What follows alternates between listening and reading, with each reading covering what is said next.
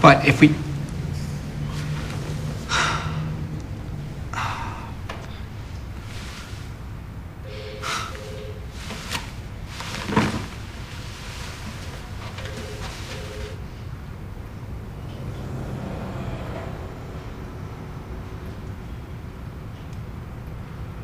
But how can you...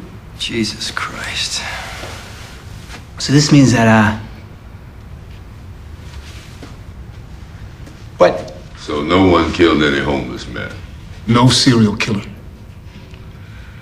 Some are random killings, some were natural deaths that were likely manipulated. But they're not linked in any way. But why? The detectives used the money to fund a case against the drug traffickers responsible for the slayings in the vacancy a year ago. Last week's arrests and seizures were a direct result. So, let me just understand this. So I've been going out there for weeks, slamming the governor for his neglect of the homeless and declaring how we will stop at nothing to find the person responsible for preying on the homeless, and all the hey, Norman, this is my ass here! That's true, boss. But it does have a certain charm to it. They manufactured an issue to get paid. We manufactured an issue to get you elected governor. Everybody's getting what they need behind some make-believe. The detectives involved will be suspended and ultimately fired at the least. Beyond that, a criminal prosecution on fraud and perjury charges is probable. So what, you're saying we call a press conference and we say, hey, by the way, all that stuff about homeless people getting killed and the governor cutting the safety net and us doing everything in our power to catch the guy, hey, guess what? The joke's on us. Not to mention that the evidence against the traffickers arrested last week is tainted. That case could collapse as well. I don't fucking believe this.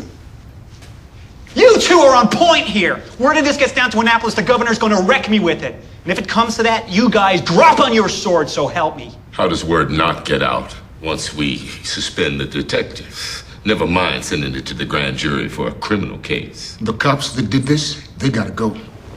You cannot be telling me I have to live with this. Deputy, Counselor, if you two will excuse us, we are going to discuss this first as a matter of public policy. Until we can reason the best way to address this, do nothing and speak to no one about any of this. If this becomes public in the wrong way, a lot of people who were legally responsible for the situation, good people who are nonetheless in a supervisory role here, are going to suffer. And that's not the outcome that anyone wants. What Mike is saying is that we need to be very careful about how to proceed.